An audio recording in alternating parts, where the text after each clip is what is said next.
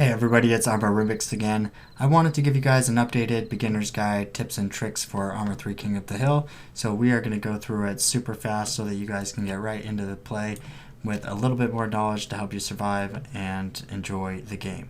So we're going to jump right in here to King of the Hill server, and right here at the spawn point we're going to take a look around at the different options that we could choose from as we level up, but we're going to go ahead and select all of the basic kits for beginners so that we are demonstrating what it's like for beginner gameplay. So the appearance is the first thing that you can take a look at, but you will likely leave it at the infantry armament here.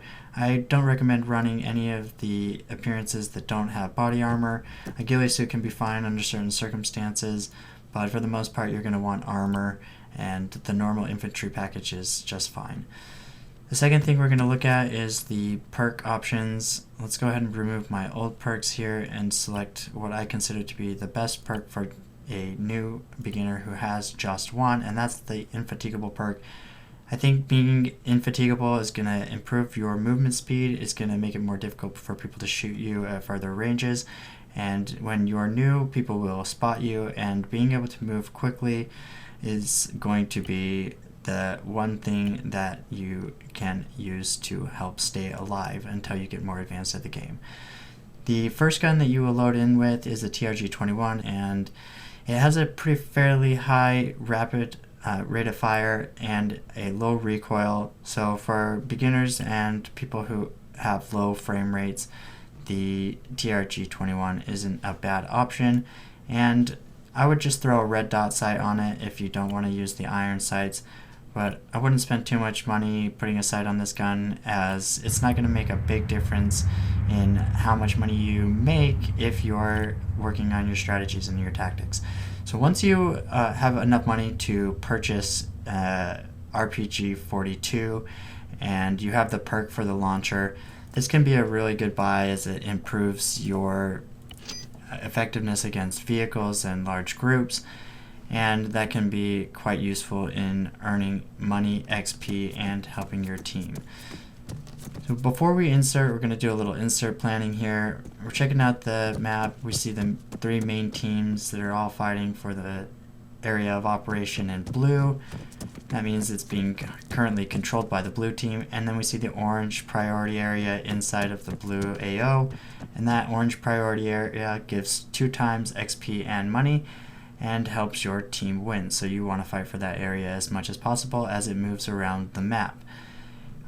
We can see here we have a spawn vehicle, so that's the quickest way to get in right now. We're just going to jump into that spawn vehicle. As you get into the AO, the minimap can be super helpful, so go ahead and hit that left and right bracket depending on which side you want your minimap to come up on, and you can use that to help orient you in the AO and the priority.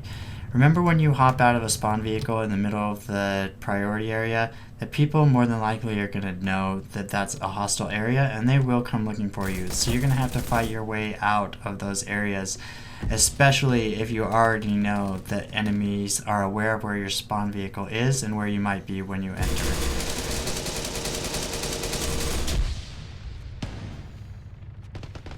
You can elect to fly in with a Hummingbird. You could even use an airplane and jump in.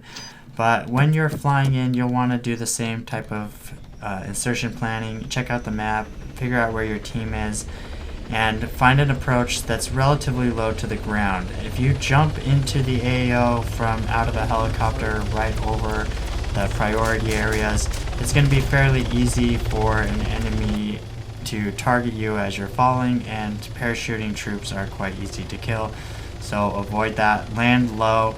If you have to, land just a little bit outside of the AO and work your way in, observing as you get closer and closer. One thing that will be critical is that you learn to master your stances, and you pay attention to whether or not your stances includes a bipoding position or a stabilizing position for your rifle.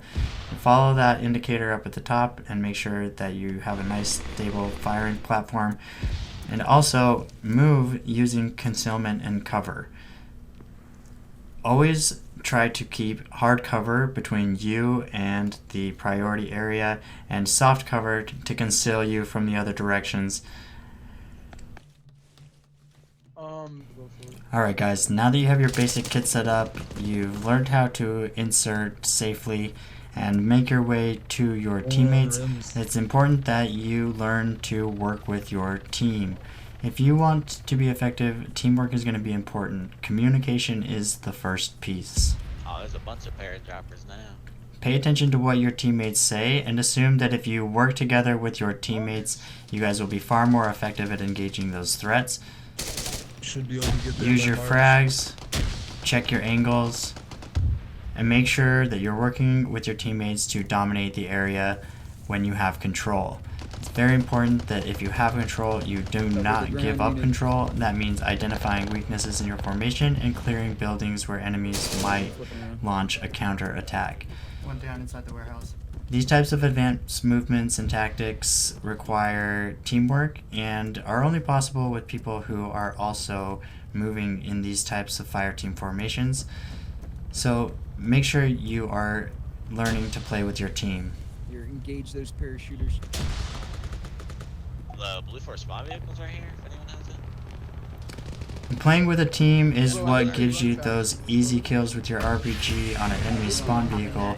So make sure that you're not wasting those rockets and you're being patient, waiting for an opportunity to use them effectively with your team.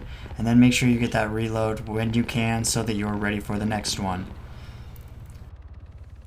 Alright, here we're going to talk about the importance of exploiting angles, another advanced teamwork and movement tactic that really depends on working together as a team. You can see that my guys there are trying to spot a guy that's up on the hill, and because they are continuing to put pressure on him from the front, I'm going to try to maneuver behind them, find a better angle to help them out. And we were able to do that, and you can see how these angles are razor thin. Dude, this guy is trying to blow me up. And sometimes it's just a couple inches is what gives you the angle to eliminate a contact who is really causing trouble for your teammates. I'm picking up a charge. You gotta. We got that guy on the hill. I'm trying to give you guys Overwatch from the mountain. Alright, there it is guys, an updated quick beginner's tips and tricks guide for Arma 3 King of the Hill. If you guys like this video, do me a huge favor, subscribe to the channel, check out some of the operations, leave some comments, and we will see you guys out there in the next one. Peace.